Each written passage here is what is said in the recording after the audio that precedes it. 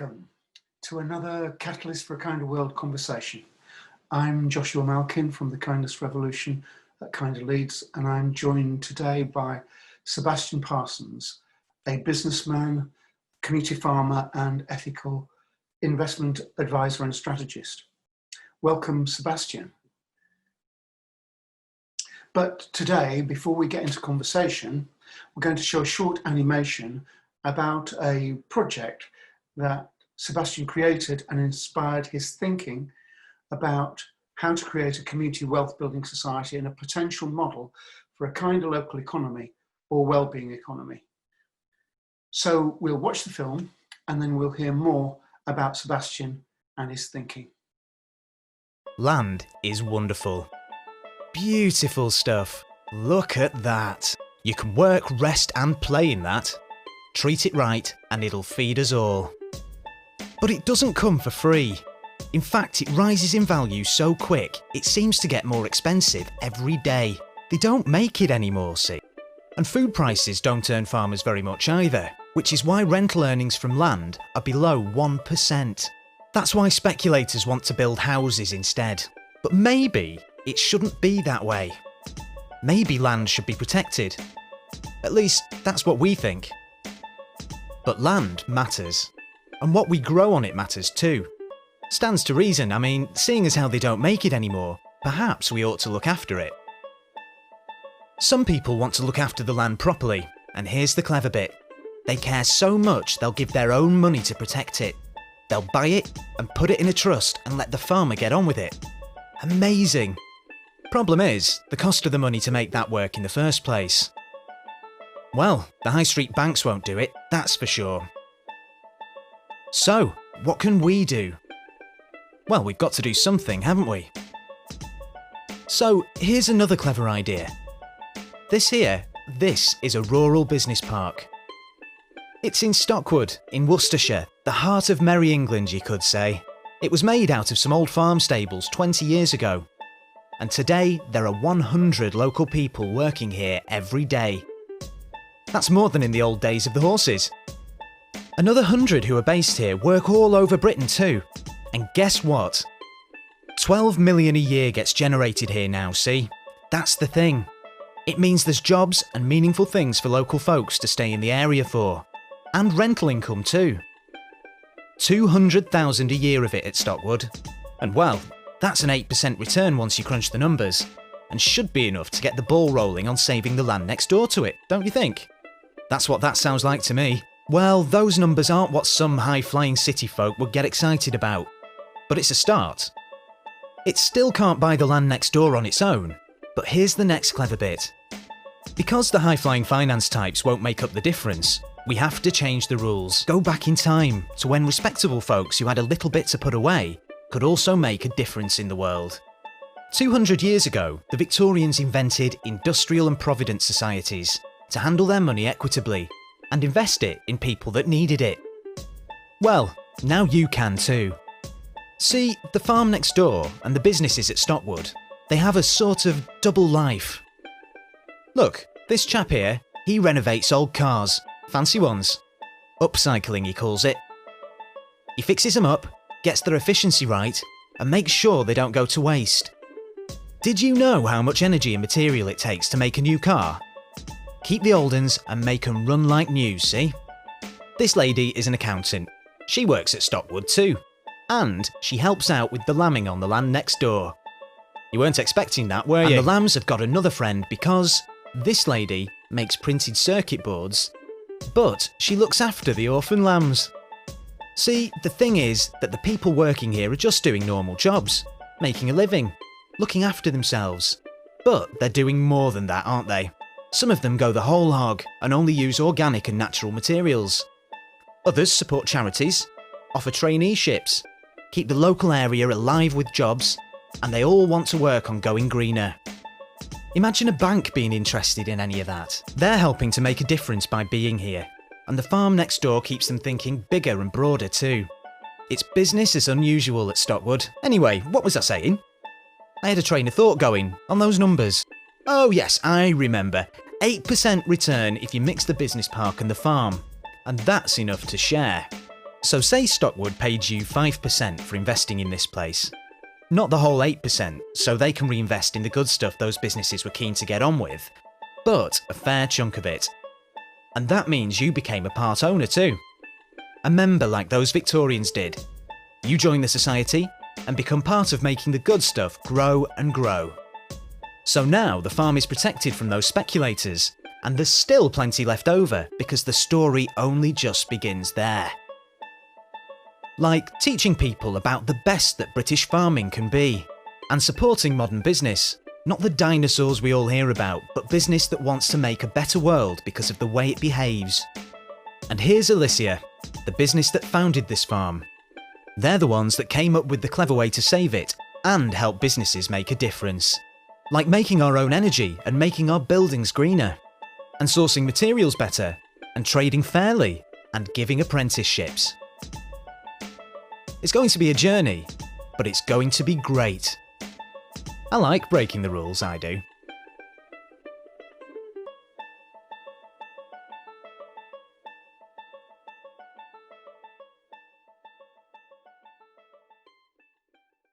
Welcome, Sebastian. Thank you very much. Thank you, Joshua.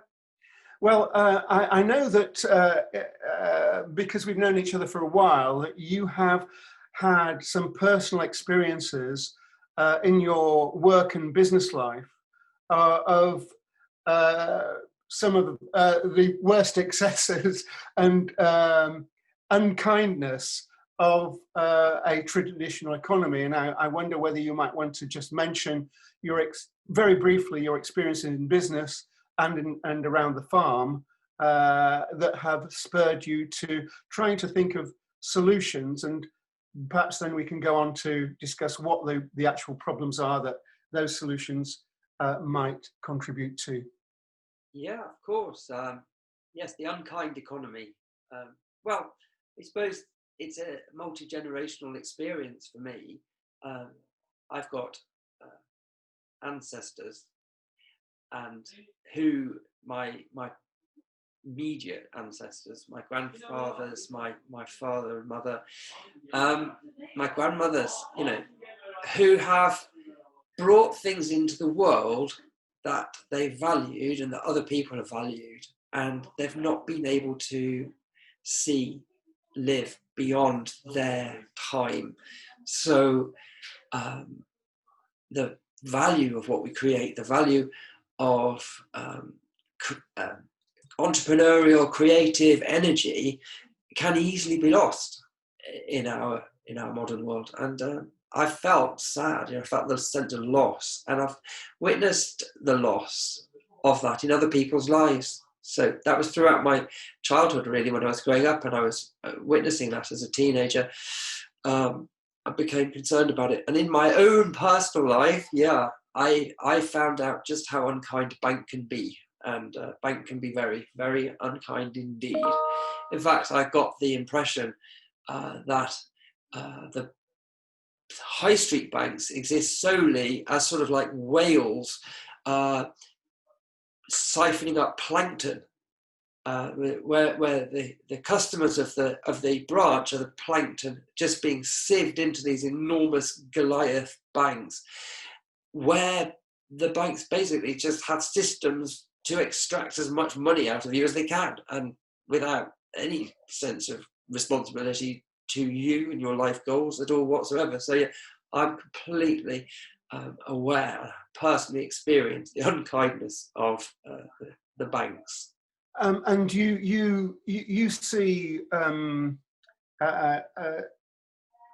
understanding is that you see enterprise, particularly ethical enterprise, as making a massive contribution to social value, and I wonder whether you could just talk a little bit about the Stockwood project, because I think that's something most people think there are only two kinds of ownership, public and private, and I wonder whether you might be able just to share your views on the ownership model that Stockwood has developed that benefits the community. Yes, of course. I am. I think I would describe myself as a capitalist because I believe that um, there is a lot of good comes out of capital. So, capital in this context, I mean means of production. So, land, factories, offices, places where people work creatively to create value. And I believe that that capital is best managed by individuals and groups of people working together. Um, my anxieties around capitalism exist where the capital accumulates to such an extent that the power that the people who manage that capital have is disproportionate. So, we're talking about the wealth gap. Um, the wealthiest have vast amounts of resources. The organizations they own are multifarious, international, not necessarily related to each other in any way apart from the fact they're owned by one person. And so this accumulation of wealth is an accumulation of power, and a disparity is created between the richest and the poorest, which is, it's really untenable to a peaceful earth. So it's a big problem, and I'm here today hopefully to talk about how things could be different. But the story, of course, begins with food. Without food, without sustenance, life ends. So farmland is incredibly important. In this country, we have a very ambivalent attitude to it. We farm it in such a way that it degrades. The natural resources in the land are used up. We have to supplement those resources with artificial resources that we bring in from other countries. So I'm very interested in how we can nurture our land so that it will be there for the next generation in a healthy state rather than used up by the existing generation. I'm also interested in the way we value land. We value it very highly. The productive earning potential of an acre of land is vastly less than the value of that land in capital terms. So an acre of land might be worth £12,000, which you can only just make £100 of money from farming it. So it's a very challenging thing, the land. We've got a very awkward relationship to it. And the Stockwood Community Benefit Society project is trying to take the land out of the economic cycle. So the land is decommoditized. It is no longer available for sale. It's owned by the community, and there is absolutely no intention for it to be sold. The value of the Community Benefit Society is not up for sale. It cannot be sold. The purpose of the Community Benefit Society structure is to not allow that to happen. There's no guarantees, but everything has been done to make sure that that land will only be farmed for the benefit of the community and future generations. So there are a whole series of legal vehicles. I don't know all of them, but a community benefit society is certainly one of them, which allows ownership to be neither public nor private. And this is, and because it's held in, effectively held in trust for the community, it can't be sold for housing and so on, and it has some purpose locks, is that what you would call them, and asset locks in the structure to make sure that the purpose is delivered. Absolutely correct. Yes. Very, very good. We sometimes talk about it as the civil layer, the civic layer, the community layer.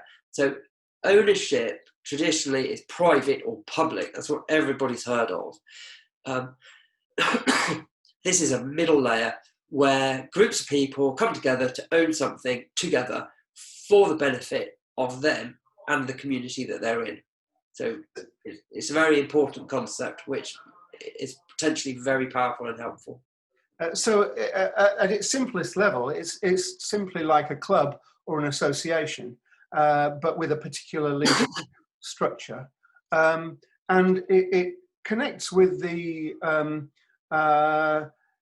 idea of the commons. Not many people know what why the House of Commons is called the House of Commons, but the idea of the commons originally was that the nobles, certainly the king, would allow the common people to forage on the land and thereby find subsistence. But that concept has been developed wider than simply that idea of subsistence foraging. And now a lot of people are seeing the commons as applying not just to land, but to intellectual ideas and to civil society. So, for example, fair markets and so on.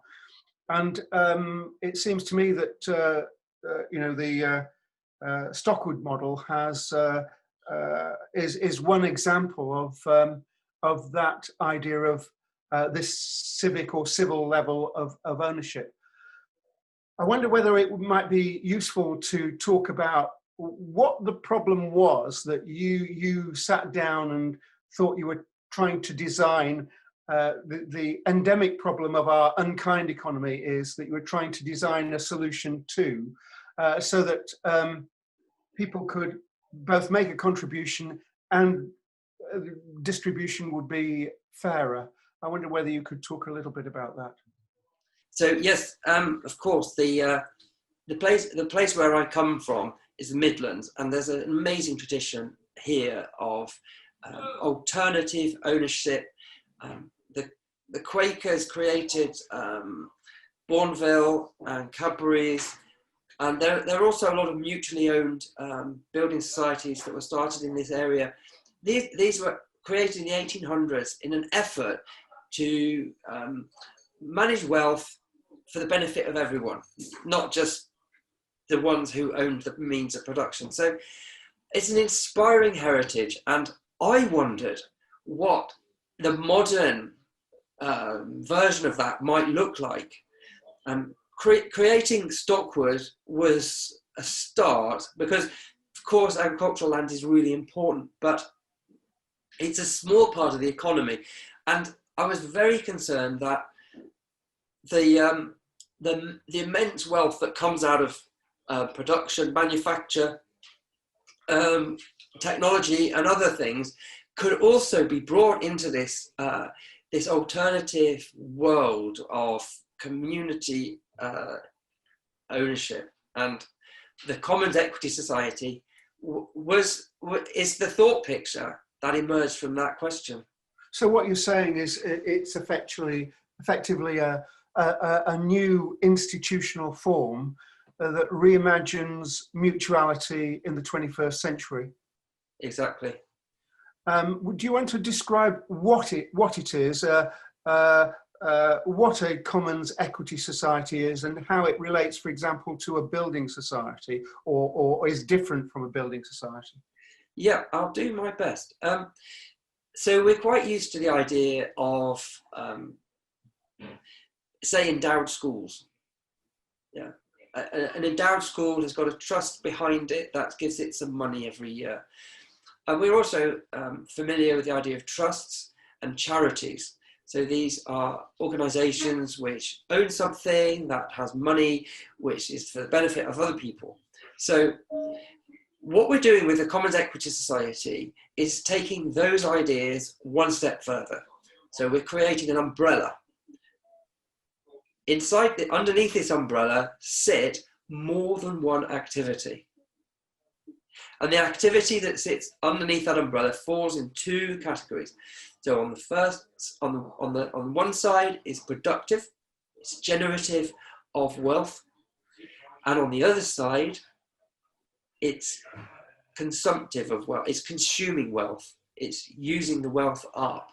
So the activities of the economy, of manufacturing, of commerce, on the one side, and the activities of education and health and other caring, if you like, for the well-being of human beings going on the other side.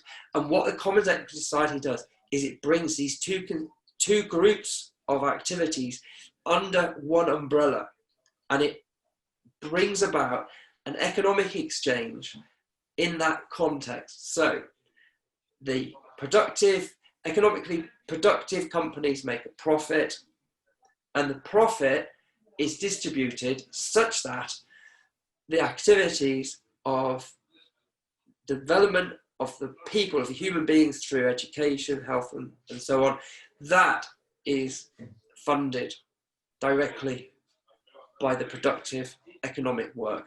So if you like, we're getting rid of, it's sort of like trying to take tax out of the equation.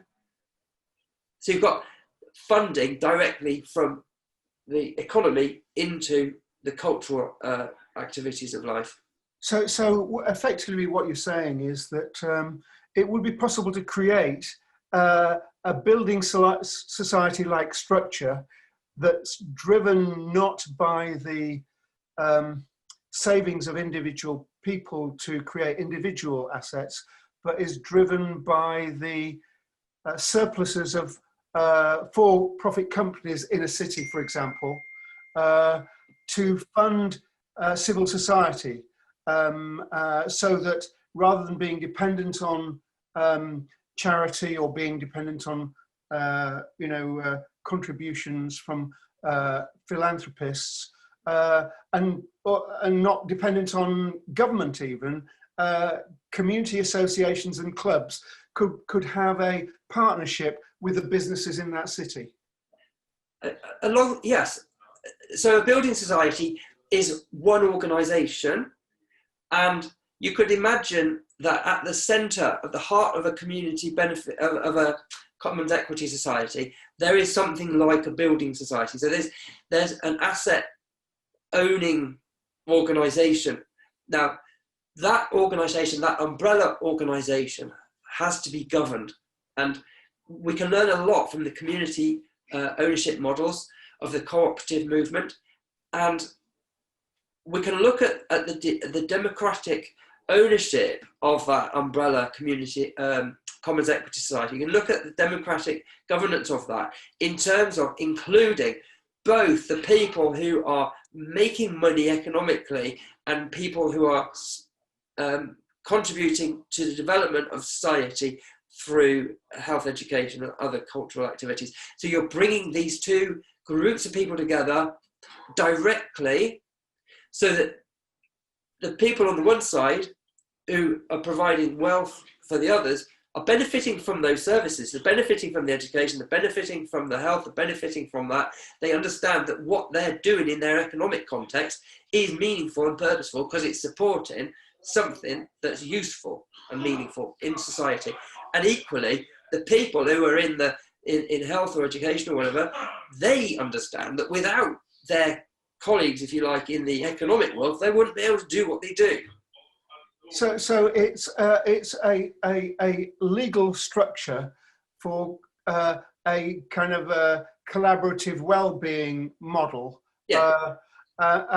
Which is very interesting to me. I know that there's another point that you haven't mentioned yet, which is very central and interesting to me, of how, for example, my dad ran a bakery in Leeds, quite a big bakery, and when he retired, all his expertise, creativity that he designed into the flow of the bakery, and all the expertise that had been created in the staff disappeared when he retired, because when it was sold, the people who bought it turned it into a car sales showroom.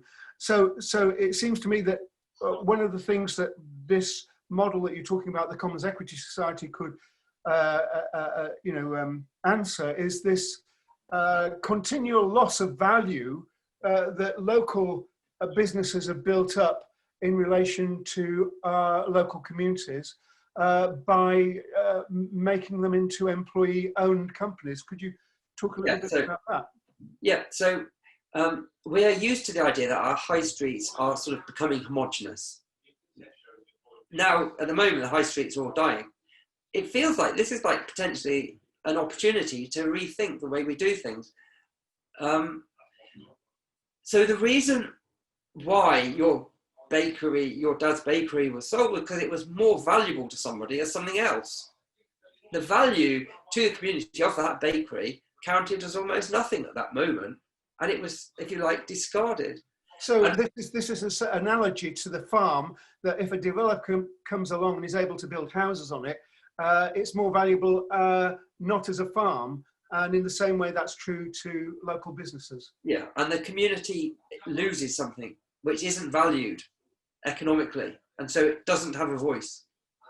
And another situation, for instance, if a local council is investing in a local area with grants and things like that, the challenge for that council is that the companies that take those grants siphon the money out of the area. Because if they start a company up on a grant, then as soon as that company's going, it's bought out, and the ownership moves out of that area, the wealth moves out of that area. So there's this, in the economic sphere, the idea of merger, the idea of acquisition of companies. And it's very interesting.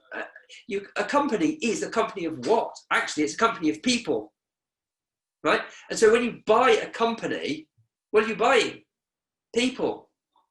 So it's actually an extraordinarily difficult concept when you actually dig under the surface, just a little tiny bit. And the reality for the people in a company of being purchased is that your life will be turned on its head in all likelihood. You may all lose your jobs, you may keep your jobs, but you'll be working in a completely different culture. You might have new systems, you might have to relocate. It's an immensely traumatic experience. And the question is, how important is it for the economy that happens? Certainly, it's needed sometimes. But the argument is economies of scale.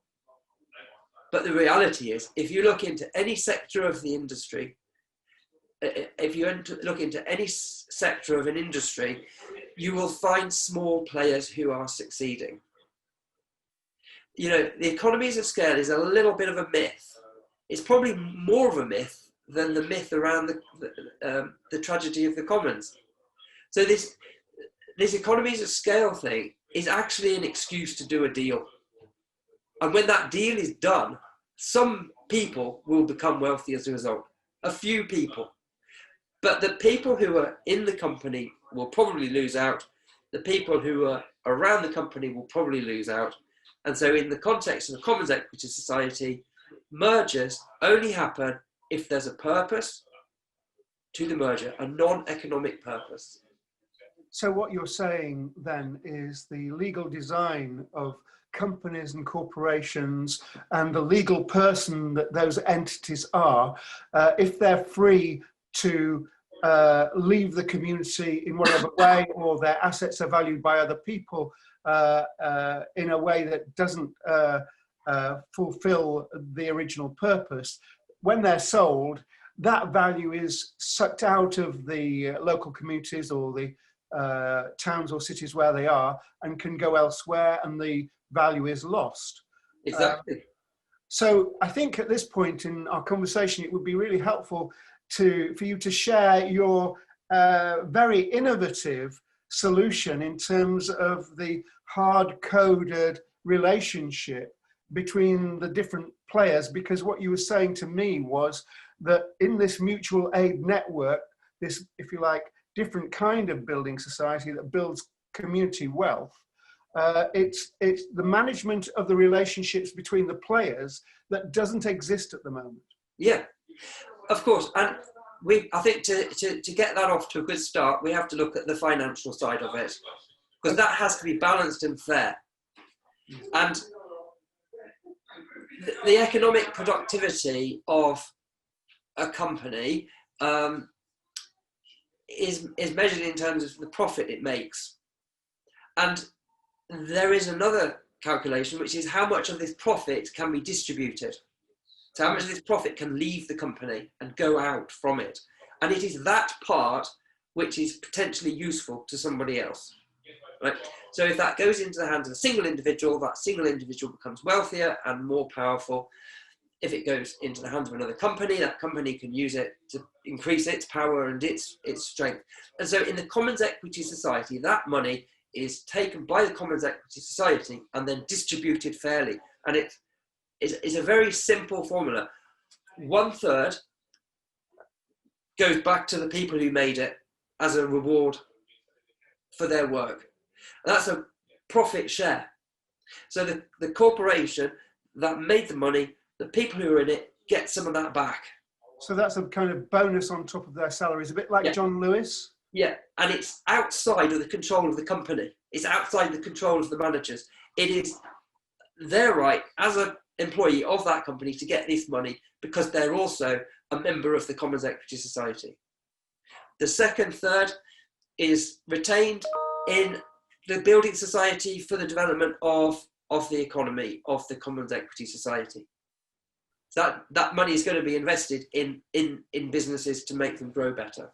So that could be either investing in a small social enterprise, or it could be buying another for-profit company to expand the society. It could be buying a company into the society. It could be a loan for an existing company in the Commons Equity Society. It's basically a bank which is for the development of the economic capacity of the Commons Equity Society. And the third part is going to the people who are going to support the development of the culture, education and health and so on. That third is like, instead of being taxed and distributed through the government to the schools, is going across inside the Commons Equity Society to support the local area in terms of health and education.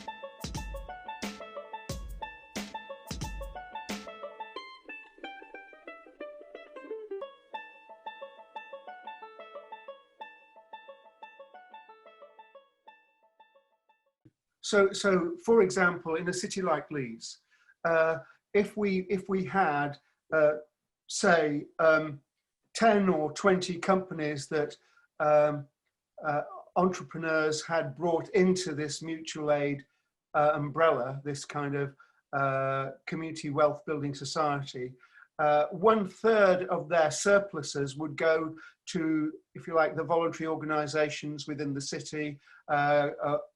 But the question is, who would be members of the society and who would make the decisions about where that money is distributed? Yes, so you're right. What you said is right.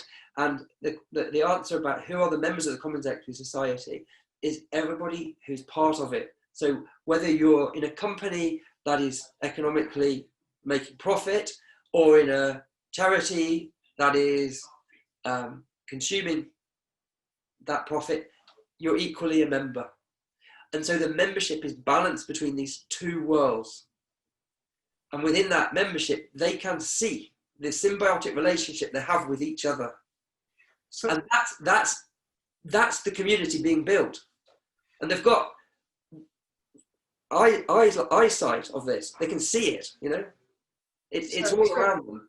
So just as if I'm a member of a building society with my savings and my mortgage, I could be a member of a community wealth building society, a commons equity society, where I could vote at least for a governing body and maybe have a vote or a say over how the resources are distributed within the community.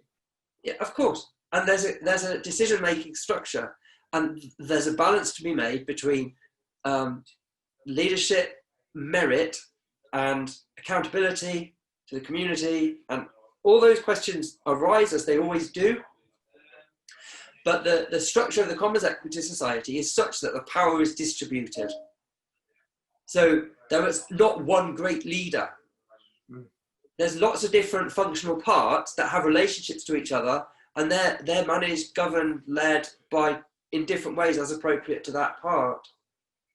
So it seems to me that there are multiple advantages to this innovative model.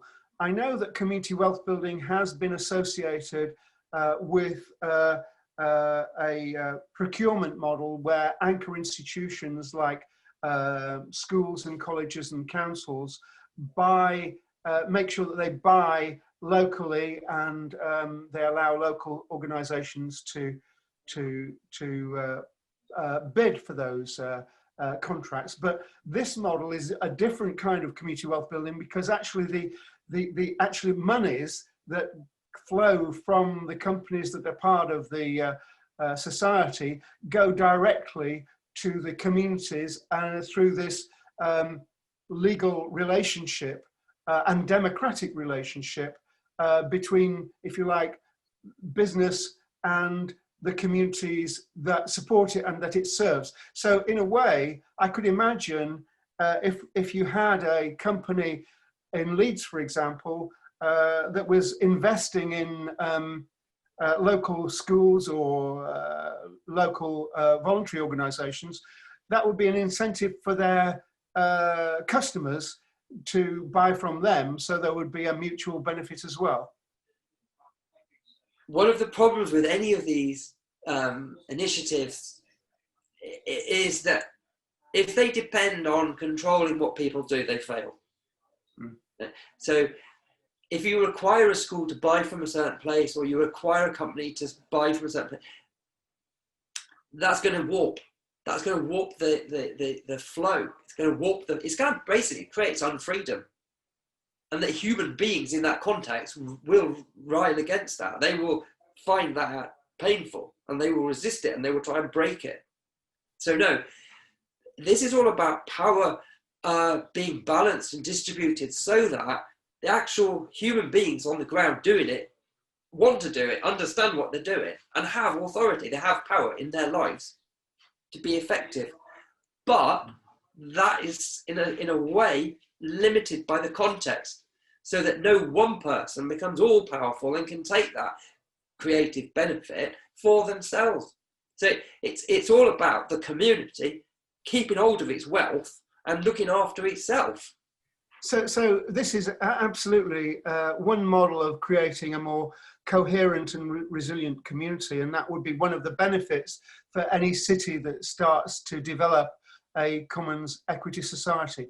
One question that I think we haven't covered sufficiently in our discussion is that is the employee ownership aspect of this, because I think you were inspired by a number of employee ownership models, and you built that into the structure. Yeah, I was inspired by John Lewis, and I was also Scott Barder Commonwealth, and these organisations are owned by themselves. The people in them, all of them, not just the managers, all of the employees own the organisation, and they've got certain very positive characteristics. They last a very long time. They provide a good service. They make profit. They're competitive. It's a very good model, but it doesn't automatically grow, and it doesn't automatically reproduce. So there is no figure with huge ambition multiplying this. Yes. Because it's lots of people together in a community. It's not one person's thing. So there's no reason for it to multiply of its own nature, of its own volition. That's where the community benefits society, that's where the Commons Equity Society comes in. So the Commons Equity Society wants that model, because that's the best model for the co-workers, it's the best model for the customers. And so what it's doing is it's creating a context in which that's the economic model that is deployed. And the employee ownership is experienced in the sense that the company is self-managed. It doesn't look over its shoulders to another company that controls it, or another wealthy individual who controls it. The people in that company self-manage that company. They can't sell the assets. They can't take the wealth for themselves, but they can manage it and they can make a living from it. And the other way in which it's co-worker owned is they get a share of the profit back. So they distribute the profit, it goes into the community, and a third of it comes back to them. So when they're using the photocopier, they know that, you know, if they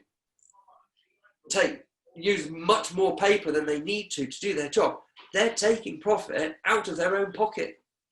So it becomes a domestic economy. Everybody in the company is in their own company, and they are invested, if you like, in running it efficiently, effectively, and smoothly. This is very interesting, because effectively what you're saying is that this is a model that can create a domestic economy at scale, and it seems to me to be a win-win-win model. So that, for example, my dad, if this had been here before he retired, he would have been paid out by the society buying his company.